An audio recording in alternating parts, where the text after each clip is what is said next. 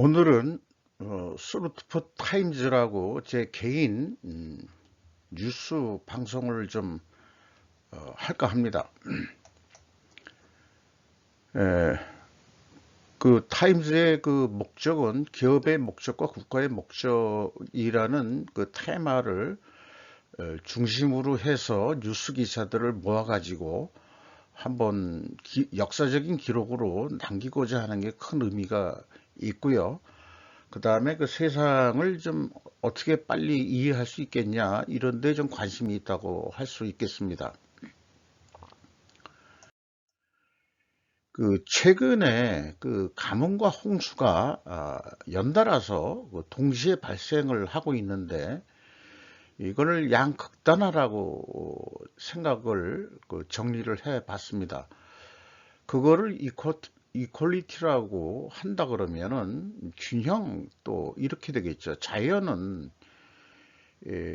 이 어떤 균형을 맞추기 위해서 지금 돌아가고 있는 게 아닌가 하는 그런 생각을 좀 하게 됩니다. 그렇다면 이거에 비유해서 그 저출산이 자연현상이라고 하는 어떤 그 자연과학자나 자연과학을 믿는 그런 분들의 견해에 대해서, 그럼 저출산이라는 게 자연현상인데 이 좌측과 같이 이퀄리티라는 개념으로 봤을 때는 오른쪽에 있는 게 과연 뭐냐. 요거는 저는 제가 이제 그 하나가 주요 그 과제가 아닐까 이렇게 생각을 합니다. 이거를 좀 생각해 낸다면은 뭔가 해결책이 있지 않을까. 우리나라 어, 세계에서 이제 이 출산율이 최저 출산율 1위 국가가 됐는데요. 그리고 어떤 뉴스에서 집계된 내용은 2021년도의 수치로 전문가들은 높은 생활비, 집값의 급등. 저도 이런 견해를 개인 블로그에 한번 낸 적이 있습니다. 결국 서울 집값이 도시 집값이 너무 비싸기 때문에 젊은 사람들이 아예 집 사는 것을 포기하고 주식 쪽이나 이 투자 쪽으로 돈을 몰렸다 하는 뉴스들이 많이 나왔죠.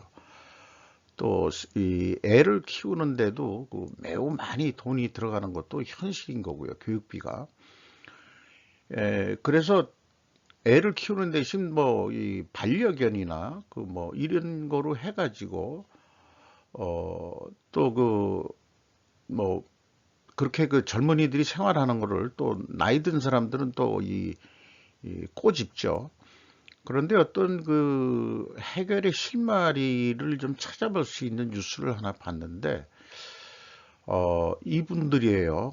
이분이 그 주인공이고, 옆에 있는 사람들이 이제 그 딸 두 사람인데, 요걸 그냥 읽어보겠습니다. 1990년대 홍보업계 전설이던 조한리 스타커뮤니케이션 창립자가 큰딸인 성미, 오른쪽이면은 이쪽인가요? 사진으로 볼 때 오른쪽에는 이쪽인 것 같습니다. CJ 이해행 아메리카 대표, 둘째 딸인 현미 씨와 함께 한국을 방문했다. 서울 중구의 한 호텔에서 만난 이들은 워킹맘으로서의 삶이 자랑스럽다고 했다. 이런 얘기입니다. 조선일보 이신영 영상미디어 기자가 사진을 찍은 거고, 이혜훈 기자의 보도 내용이었습니다. 8월 20일자인데, 결국 우리나라 어떤 그 경제 생활을 함에 있어서 아기를 낳고 그 직장 생활을 하는데 워킹맘으로 살 수 있는 여러 가지 이 배려라든지 그런 제도들이 확산해 나가야 되지 않겠냐, 그런 생각을 해 봅니다. 그래서 이거를 그 우측의 저출산에 그 대응하는 균형적인 그 상황이 뭘까? 이거를 한번 제시해 가지고 저출산을 해결할 수 있는 그런 정책으로 밀고 나가는 것이 아마 미래의 대통령감이 아닐까까지도 생각을 해 봤습니다. 이 첫 장에 대해서 약간 길게 얘기할 수밖에 없는 게, 저출산이 한국의 미래에 상당히 그 문제가 되기 때문이라고도 그런 느낌을 지울 수가 없기 때문에 그렇습니다. 이민을 받아들인다고 해도 한계가 있는 거고요. 그렇다고 해서 이민을 받아들인다고 하더라도 젊은 사람들이고 해야 되고, 그 다음에 어떤 그 지식이 어느 정도 좀 있어야 되고, 그 대신 절대 중국인들은 안 된다고 생각을 합니다.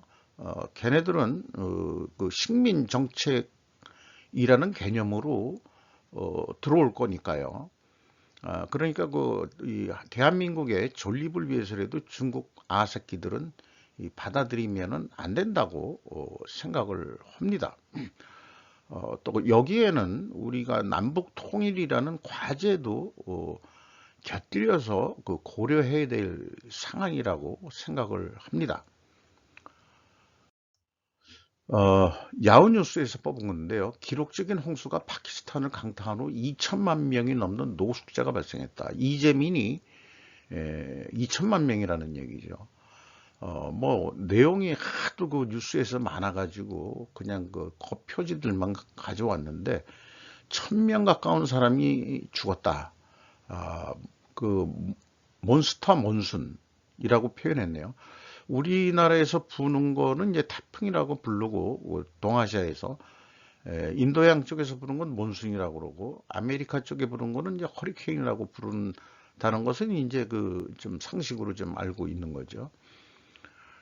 이 3천만 명 이상의 사람들에게 영향을 미쳤다, 이런 얘기고, 6월 중순 이후 903명이 사망했다, 이런 얘기고요. 그 무인 화면으로 파키스탄의 물에 잠긴 집들을 찍은 모습이고, 또 이런 그 드론들이 찍은 내용이 되겠습니다. 그 임시 천막에서 있는 그 파키스탄인들의 삶의 고통을 또 표현하고 있습니다. 그러니까 그 홍수하고 그 다음에 이제 이 폭염, 가뭄이 동시에 전 세계적으로 일어나고 있는 거죠. 앨런 머스크라는 사람이 이제 뉴스 메이커인데, 원자력 발전소 폐쇄는 국가 안보와 반인륜적 행위라고 말한다. 이 사람이 이제 트위터를 통해 가지고 자기 견해들을 밝히는 유명한 그 문제하면서 이제 이슈 메이커라고 그러죠. 비즈니스 인사이드의 라이언 호그라는 분의 기사 내용인데, 저간 그 일부 환경문자들을 반인륜주의라고 불렀다, 이런 얘기고요. 어쨌든 이 원자력 발전이 이제는 해야 된다. 문제는 이제 심각한 지진이나 쓰나미가 발생하는 곳이라면은 그런 위치에서는 안 되고, 독일에는 없는 대규모 자연재해 위험이 없다면 원자는 정말 위험하지 않다라고, 이게 언제적 살인지는 모르겠습니다만, 일론 머스크가 원자력 발전해야 된다, 이렇게 주장한다는 내용이 나온 거죠.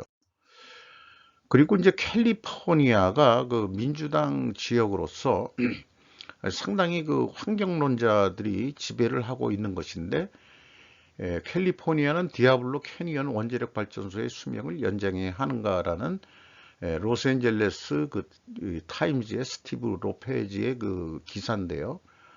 어쨌든 결론을 보면은 이 원전을 연장해야 된다, 이런 내용으로 되어 있는 것 같습니다. 연장하면서 더 연구를 해야 된다.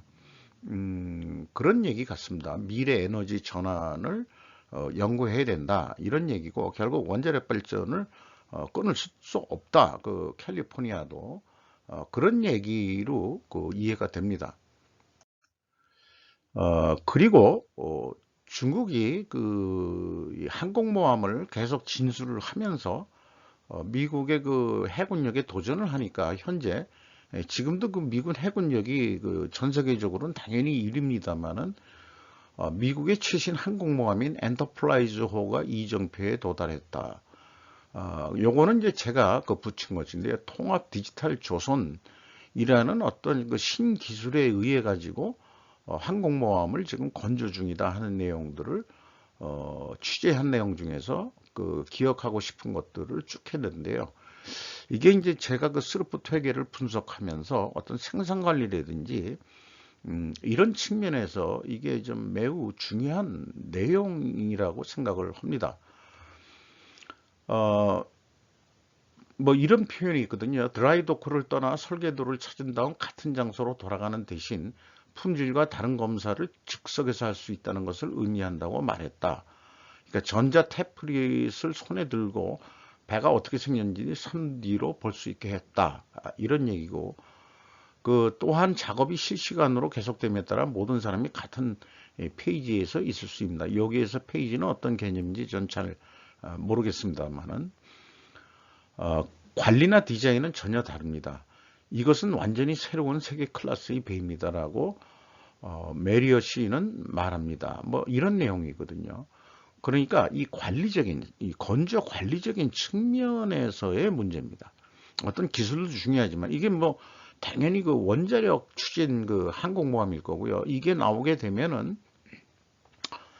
중국 보고 까불지 말라 뭐 이런 얘기인데 이게 이제 연속해서 그 2028년 그 다음에 도리스 밀러라는 게 또 건조되고 있는데 2030년까지 완공될 예정이다. 상당히 장기 기간을 가지고 있는 그 건조하고 있는 중인 것 모양입니다. 그래서 그 조선소 부사장은 엔터프라이즈 건조가 조선소에서 건조된 마지막 포드급 항공모함인 USS 존 F보다 효율적이고 안전하다고 말했다는 거죠. 그런 케네디 CVN 79 건식 도킹 스테이션에서 더 많은 작업을 하면 부품 리스트가 덜 필요하다고 말했다. 그러니까 어떤 그 효과적인 그 건조를 지금 하고 있고 그렇단 얘기인데요. 예, 이런 그 이 건조 기술에 대한 어떤 그 개선이나 개혁적인 그런 건조 관리가 우리가 배워야 될 사항 아닌가 그런 생각을 해보게 됩니다. 그래서 한국은 항공모함을 건조할 역량이 되느냐? 우리도 언젠가는 항공모함을 해야 된다고 그러는데 일반 우리 국내 뉴스에는 문 정권이 추진했던 그 경항모 그것도 좀 지금 잘 안 되고 안 될 것 같다는 게 신정부 들어오면서 하는데 우리나라가 뭐 세계 조선업 1위라고 얘기하지만 그거는 뭐 실제 이 항공모함과는 비교가 할 수 없는 그런 성격이겠죠. 항공모함은 완전 그 전쟁을 위한 떠다니는 하나의 그 섬이라고 볼 수 있는 거니까 이 궁극적으로는 섬나라 영국도 가지고 있는데 우리가 해군력을 일본을 그 견제하기 위해서라도 우리가 항공모함을 건조할 수 있는 능력이 있어야 되잖아요. 일본이 그 항공모함을 2차 대전 때 만들었죠. 그래가지고 이제 하와이를 폭격하는데 이제 썼기 때문에 미국이 그 일본한테 된통 당해가지고 다시는 해군력에 대해서 지지 않으려고 할 것입니다. 어느 정도 우리도 좀 규모를 키워야 되지 않겠느냐. 경제력이 지탱이 되는 한에 있어서 그런 생각을 하게 됩니다. 그리고 일본 얘긴데 그 인플레이션이 이제 일본에서도 계속 일어나고 있고 엔화 가치가 떨어지는데 임금 인상률은 그거에 뒤칠 것 같다. 그런 얘기거든요. 일본 그 국민들 또 근로자들이 더 궁핍한 생활을 조금 더 하게 될 것 같다. 뭐 이런 어, 어떤 그 내용을 그 얘기하는 그런 기사가 될 것 같습니다. 그리고 우리나라 그 아시아 경제에서 28일 오늘 날짜 반공이 연결고리였고 통일교회가 반세기 동안 손잡은 1자민당. 근데 지금은 통일교라고 쓰면 안 될 것 같아요. 일본 뉴스에서도 구통일교회라고 쓰고 있거든요. 그래서 이제 또 거기다 구통일교회하고 그 옆에다가 세계평화통일 가정연합이라고 쓰고 있습니다. 지금은 종교단체라고 볼기는 좀 어려울 것 같습니다. 그래서 뭐 이런 내용들을 했는데 이게 지금 뭐 이미 그 국내 이 통일 그 세계연합, 통일 가정연합 쪽에서 항의 시위를 광화문 앞에서 했습니다만은 일본이 이제 그 세계 통일 가정연합을 너무 지금 비판하고 있는 거 아니냐 하는 취지로 항의 시위하는 게 뉴스 보도가 이미 됐습니다만은 이런 얘기들은 그 좀 우리가 너무 그 뒤늦게 하는 거 아닌가 이런 생각을 하게 됩니다. 한국일보가 이제 어저께 그 일본 자민당 통일과 손절 의원 전수조사 착수 이것도 일본 뉴스나 이런 거를 다 보고서 뒤늦게 뒷북치고 있는 그런 뉴스들이라고 봅니다. 그런데 이제 어떻게 처음에 연결이 됐냐 그러면은 잠깐 통일교가 1954년에 그 일본의 그 본부를 넘어가면서 그 대단히 발전을 시킨 거죠. 그때 이제 연결고리가 이제 결국 반공이었다는 거고, 그때 이제 기시 전 총리와 관계가 돈독해져서 통일교는 본부 교회를 기시 전 총리 자택 인근으로 이전했다. 뭐 이런 얘기고, 그런 얘기를 그 좀 뒤늦게 좀 소개를 하고 있습니다. 아베의 외조부인 기시 노부스케 전 총리고 A급 전번이었는데 이분이 살아났던 사람이죠. 그 사사키와 그 료이치, 이분이 그런 게 아니고 사사키와 료이치가 이제 전범 A급 전범이었는데 살아났는데 문 총재를 소개받고 통일교 관련 단체 모임에 얼굴을 비치기 시작했다. 그러면은 이제 실질적으로 그 통일교가 구통일교가 정치 자금을 대는 그런 역할을 돈독이 했다. 그렇게 볼 수 있겠습니다. 아마 그 이 현재 그 기시다 총리도 무관하지 않다. 뭐 그런 얘기고요. 그것이 뭐 잘못됐다, 뭐 안 됐다를 떠나서 정치라는 것이 후원금을 받고서 하는 거니까 그거를 일본에서는 이제 그 이 통일교가 문제였다는 식으로 좀 몰고 가는 것 같습니다. 푸틴과 또 밀착하는 헝가리, 러시아 신규 원전 2기 건설 도입. 그래서 뭐 자관 이 폴란드 아니 헝가리에서 원전을 2기를 더 추가하는데 거기에 이제 그 러시아가 돈을 더 대고 125억 유로 중에서 100억은 러시아가 차관 형식으로 지원하고 25억만 이제 헝가리가 부담하는 거니까 러시아가 좀 힘이 있다는 얘기죠. 이번에 그 한국이 원전 수주했다는 게 사실상은 그 러시아 그 이집트 원전 그 수주의 일부 그 하도급 받는 형태나 마찬가지거든요. 그래서 미국하고 사전에 협의가 됐다. 그러니까 이 러시아 제재하고는 관계가 없다. 그렇다면은 요건도 우리가 그 지금 그 폴란드나 헝가리 이쪽에 그 원전 그 수출을 할 수 있는 어떤 또 기회도 되지 않겠냐. 균형 외교를 또 잘 해야 되겠죠. 미국과 러시아 그 틈새에서 이런 생각이 들어갑니다.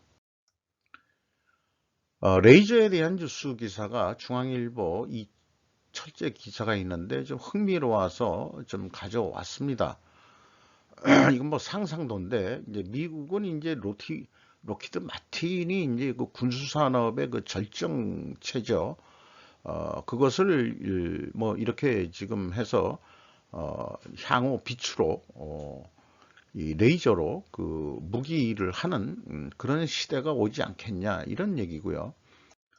이게 보병도 이제 레이저 수총으로 전투를 하게 될지 모르는데 문제는 이제 냉각 시스템이 문제다 이런 얘기입니다.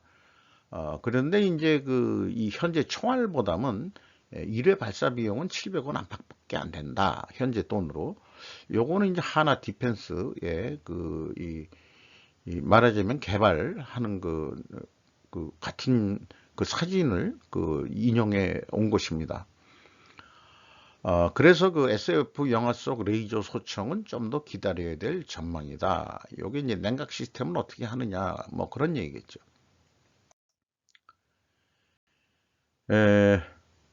파우치 한 과학계에 던진 조언이라고 나왔습니다. 그 코비드라는 그 유행병을 그 현재 관장했던 사람인데 이 사람이 이제 퇴임한다는 얘기인데 뭐 보면은 정치 상황이 바뀌어도 기초과학, 바이오의학 연구 분야에 대한 꾸준한 지원이 무엇보다 중요하다. 그러니까 이제 의학이라는 것은 기초과학이나 뭐 이런 것은 정권이 어떤 정권이 오더라도 그거는 미뤄줘야 된다. 그런 얘기를 하는 거고요. 그 다음에 이것이 이제 우리나라 이 최영기 한국 바이러스 기초연구소장이 이제 면담을 했을 때 그런 조언을 했다. 그런 얘기고요.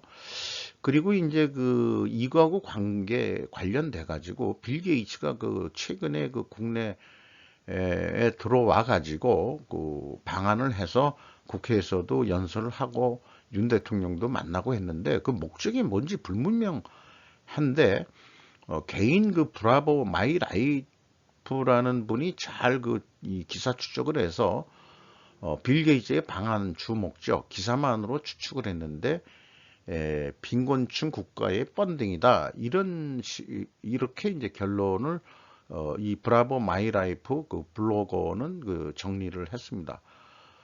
상당히 객관적으로 분석을 했다 생각합니다.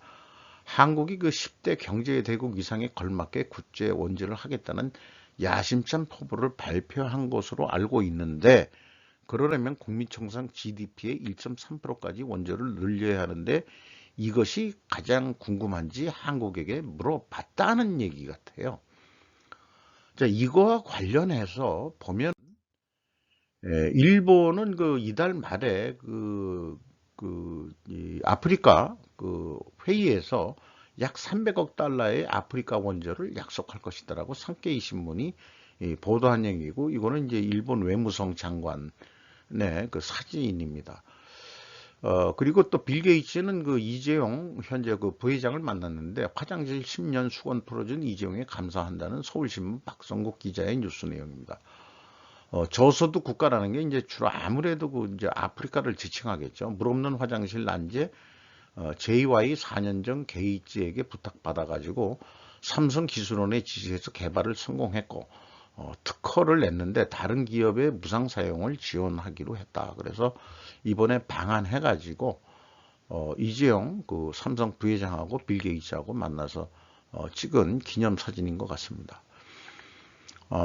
이런 내용을 뉴스 내용들이 세계가 너무 급변하고 하다 보니까 많은 뉴스들을 우리는 정보의 홍수 속에 있는데 나름 기업의 목적과 국가의 목적은 결국은 이익이다 하는 관점에서 뉴스들을 좀 생각해보는 그런 제 나름대로의 어떤 역사 기록을 위해서 이런 작업을 합니다. 그래서 이 뉴스 이름은 스루프 타임즈라고 붙여 본 것이죠. 이상 마치도록 하겠습니다.